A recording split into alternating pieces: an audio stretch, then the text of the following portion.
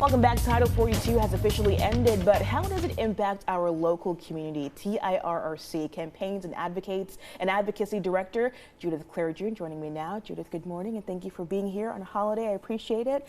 Yeah. Tell us a little bit more about your organization and how long y'all have been helping people in Nashville. Yeah, I work for the Tennessee Immigrant and Refugee Rights Coalition, and we have been in Tennessee since 2003, so this is our 20th anniversary. Wow, yeah, 2 decades, a long time.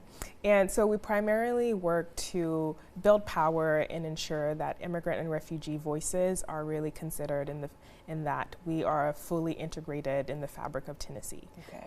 What kind of resources do you provide to the immigrant community here?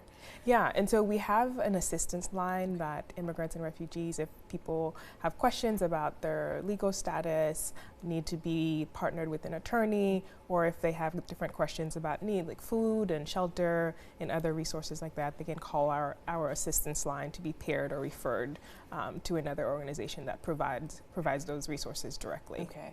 Is there a way to, I guess, better understand kind of the scope and scale of how many people you all are supporting or trying to help in our area? That's a great question. I don't have the exact number, okay. But we get thousands of calls to our assistance line. Goodness. So we've been talking about Title 42 for the past few weeks now, but kind of refresh everyone's memory. What was Title 42 and what happened when it ended? Yeah, so Title 42 was a public health policy that was implemented in 2020 and used as a pretext to really prevent a lot of immigrants from seeking asylum and applying for asylum. Okay. And so recently, as of May 11th, Title 42 was terminated. Okay. And what change was expected to come with the end of Title 42, especially I guess when we talk about the Mexican border? Yeah, and so Title 42, again, because it was used to prevent so many people from seeking asylum, applying for asylum, which is their legal right, there were a lot of questions about, what would change at the border after the immediate end of Title 42. Okay. But what we have seen and what we know is that people have been coming to the U.S.-Mexico border for a long time. Migration is not new.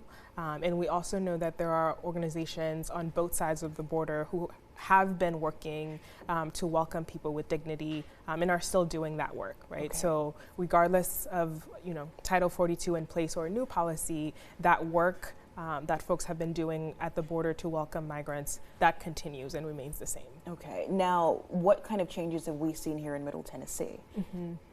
Yeah, so we continue to see a consistent number of people coming to our offices. So we haven't seen the big surge that was really discussed initially and predicted?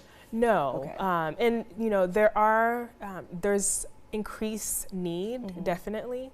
But the numbers that we see coming to our offices remain consistent. And so the work that we have been doing to, again, refer people to services, partner them with volunteers or churches who are offering assistance, that remains the same. All right. Well, we appreciate you coming by and explaining all this, Judith. Thank you. Yeah, absolutely. Folks, if you want to learn more about TIRRC, you can go to our website, WKRN.com, and look for the Newsmaker tab.